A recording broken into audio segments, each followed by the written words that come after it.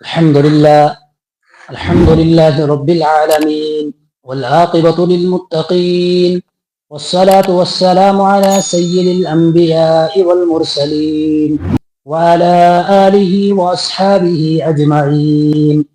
أما بعد، أعوذ بالله من الشيطان الرجيم.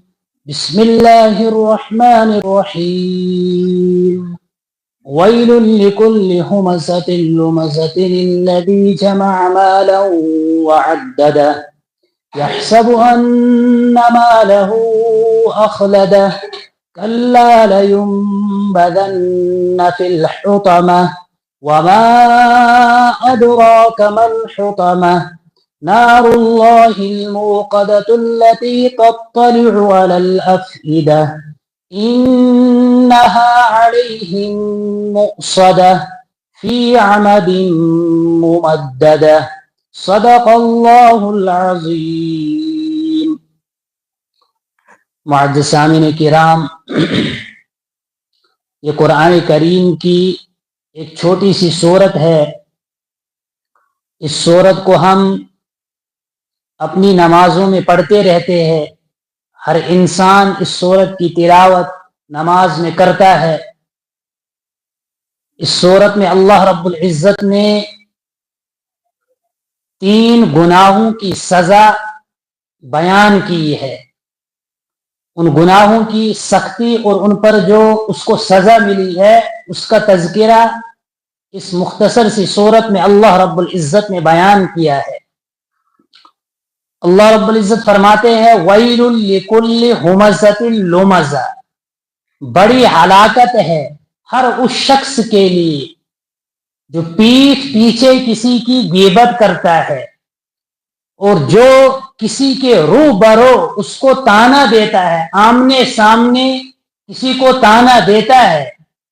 الذی جمع مالا وعددا، اور وہ شخص مال کی محبت کی وجہ سے، تفاخر کی وجہ سے مال کو جمع کرتا ہے اور جمع کرنے کے بعد اس مال کی وجہ سے وہ اپنے آپ کو بڑا دکھلانے کے لیے، فخر کرنے کے لیے اس مال کی محبت اور اس مال کے حرص کی وجہ سے وعدد، اس کو بار بار گنتا رہتا ہے، ہمیشہ گن گن کر اس کو اپنے پاس جمع کر کے رکھتا ہے اور دوسرے لوگوں سے کہتا ہے میرے پاس اتنا مال ہے، یہ ہے وہ ہے. اس شخص کے لیے بھی بڑی ہلاکت ہے.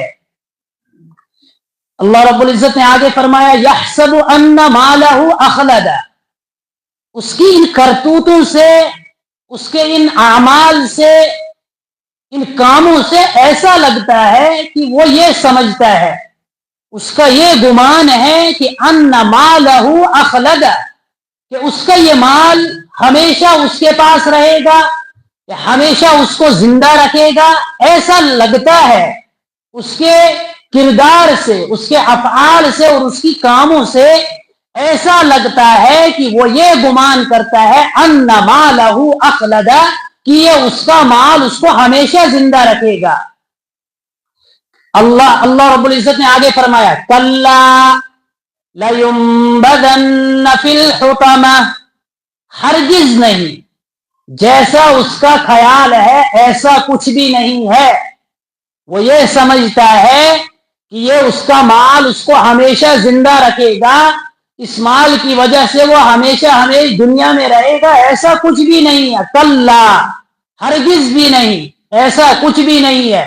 لَيُنبَذَنَّ فِي الْحُطَمَةِ، ضرور بھی ضرور اس کو توڑ پھوڑ کرنے والی آگ میں ڈالا جائے گا. التی تطلع علی الافئدہ، وہ آگ ایسی ہے. کلا لینبذن فی الحطمہ وما ادراک ما الحطمہ. اس کے بعد اللہ رب العزت نے فرمایا آپ کو کیا خبر ہے وہ حطمہ کیا ہے، وہ توڑ پھوڑ کرنے والی چیز کیا ہے.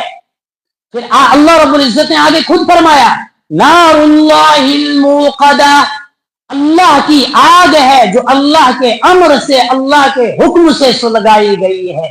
اللہ رب العزت کی طرف اس آگ کی نسبت کی گئی ہے کہ اللہ رب العزت کی آگ ہے اور اللہ کے حکم سے اس کو سلگایا گیا ہے۔ یہ اصل میں اس آگ کی خوفناک ہونے کو، اس کے خطرناک ہونے کو، انسان کے جسم کو اور انسان کے دل کو جلسہ دینے کی وجہ سے اللہ کی طرف نسبت کی گئی ہے کہ اتنی سخت آگ ہے۔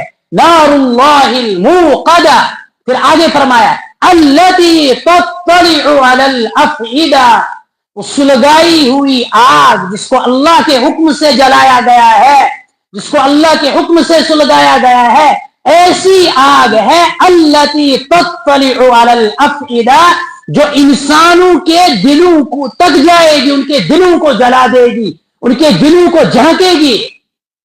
انہا علیہم مؤصدہ، اور یہ آگ بلا شبہ اس آگ کو ان پر بند کیا جائے گا۔ فی عمد ممددہ، لمبے لمبے ستونوں میں اس آگ کے ذریعے سے ان انسانوں کی باڑہ بندی کی جائے گی، ان کو اس کے اندر بند کیا جائے گا۔ یہ ان 3 لوگوں کی سزا ہے، اور اس سزا کی سختی اور شدت کو اللہ رب العزت نے بیان کیا کہ سب سے پہلی چیز